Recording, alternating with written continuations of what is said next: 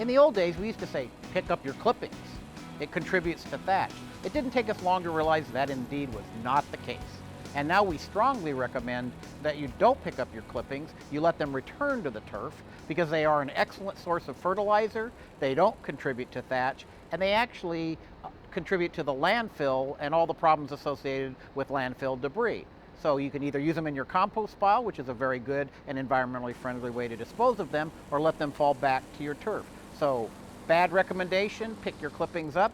Good recommendation, corrected in the last 20 to 30 years, let your clippings fall. Another recommendation we used to make is that you can mow short in the spring and the fall and raise your mowing height in the summer because the turf needs that extra leaf tissue to photosynthesize and survive those summer months. The reality of it is that we've now learned that you should just leave your mowing height high throughout the growing season. Bad recommendation, adjusting your mowing height through the growing season. Good recommendation, just let your mowing height, set your mowing height high during the early part of the season and set it and forget it for the entire growing season. Early recommendation, apply really huge amounts of pre-emergent herbicides. Herbicides like Dactyl that were put on at rates of 10 to 12 pounds per acre. Now we have herbicides that we're putting on at much lower rates, and we're not putting them on near as aggressively as we used to. So the recommendation has changed.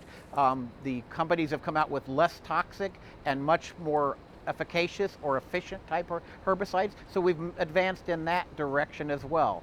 Better insecticides for control of grubs and other things. So that's an advance we've made, and hence our recommendations have changed as well. Irrigation practices.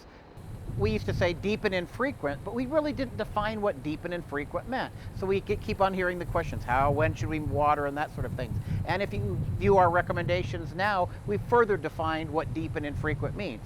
That might mean once a week during the spring and fall, but it might mean 2 or 3 times during the week during the summer months. You're still trying to make sure that you get water down into the root system, but rather than this sort of ambiguous deep and infrequent, we've sort of refined that even more.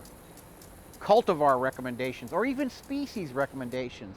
20, 30 years ago, the thought of using tall fescue as a lawn species was unheard of. It was primarily cow food. We fed it to cows. Heaven forbid we put that in our lawns. Now we strongly encourage the use of turf-type tall fescues. The plant breeders have done an excellent job improving it. And with that, you get a grass that's a little bit better at utilizing water and the subsurface moisture, and maybe you don't have to irrigate it as often.